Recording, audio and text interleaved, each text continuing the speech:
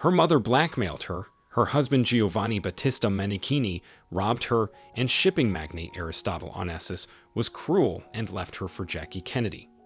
Maria Callas was adored by audiences all over the world, but she had never known true love off stage, and her life was tragic. While writing her biography, Lindsay Spence gained access to previously unpublished Callas correspondence and other materials that shed light on the torments of her marriage, the bullying to which Onassis subjected her, and her allegations of harassment by the director of one of the most famous conservatories in the world.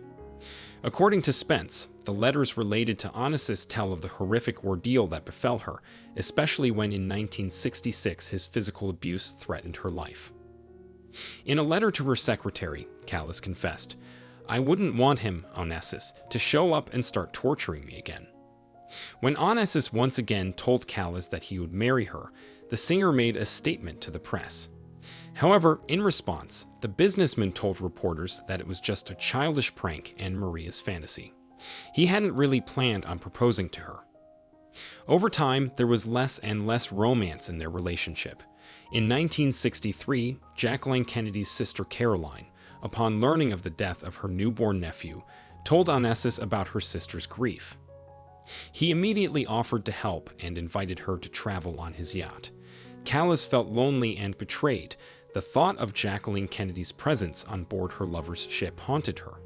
The singer's premonition was not deceived. She was not invited to the cruise, and Aristotle Onassis and Jacqueline Kennedy had a great time together. This trip marked the beginning of their relationship, which eventually ended in a wedding.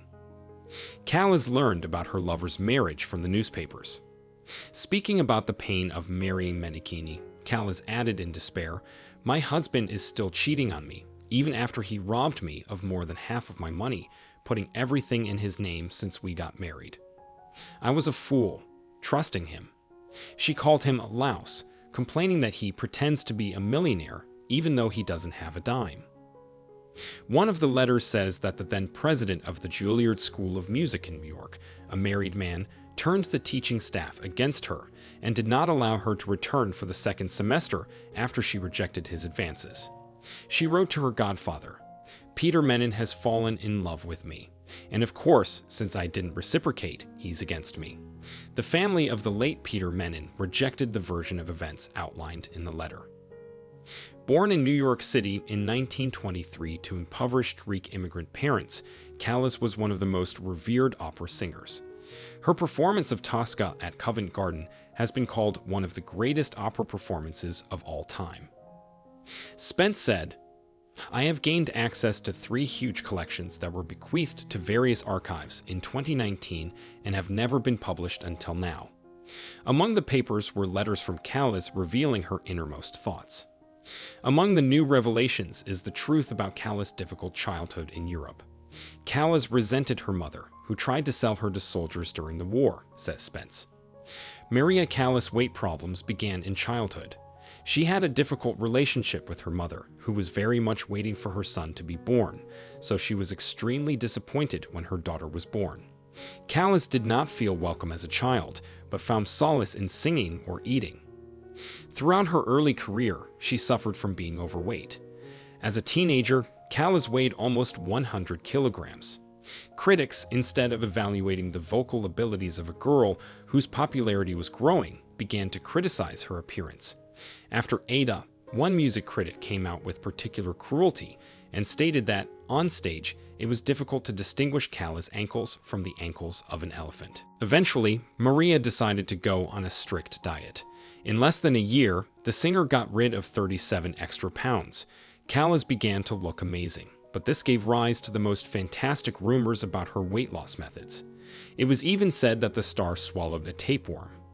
But, according to Bruno Tosi, president of the International Maria Callas Association, the singer followed a diet based on iodine intake. It worked perfectly, but it was accompanied by dangerous side effects, such as changes in metabolism and the central nervous system. Callas's mother sold stories to the press and blackmailed her daughter. Do you know what movie actors of humble origin do as soon as they become rich? In the first month, they spend their first money on arranging a home for their parents and pamper them with luxury. Don't you want to do this for me too, Maria? Callas confessed, "If she had been a real mother to me a long time ago, I would have treasured her." According to Spence, things were no better for her father. He wrote her a letter in which he pretended to be in the hospital and seriously ill, trying to get money from her. In fact, he was a little unwell. Callas wrote, "I am fed up with my parents' selfishness and indifference towards me. I don't want any more relationships with them. If they keep this up, then I'll really curse the moment that I had parents at all." The materials also shed light on her great soprano rival Renata Tebaldi, whom she belittled by comparing their voices to champagne and Coca-Cola, and Tebaldi accused Callas of heartlessness. However, each of them rejected their duel of the prima donnas of the 1950s as a myth invented by the media. Callas insisted that she actually said brandy and not Coca-Cola, and told one interviewer that she would like to have Tebaldi's voice, and Tebaldi called Callas' voice the best. Now the denials of their feud are refuted by a previously unpublished letter in which Callas writes about Tebaldi. She is unpleasant and cunning. The same letter, dated 1957, says that Callas believed that the Italian singer achieved fame by being my rival.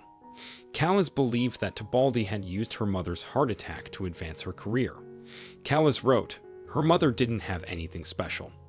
I didn't even have a heart attack. I think it was an advertisement and she just wanted to draw attention to her person." She continued, "Of course, I'm tired of this whole thing with poor Renata. I don't like such PR methods." Callas died in 1977 at the age of 53. The materials also provide new insight into her health problems, which affected her performances in the 1960s. She lost her voice several times. Spence said, "I found the neurologist who treated her before she died." Callas suffered from a neuromuscular disorder, the symptoms of which appeared in the 1950s. This also explains the loss of her singing voice, which ended her career. Left alone in her Paris apartment, she relied on her estranged sister Jackie and her companion Vaso Devetsi, who supplied her with a sedative.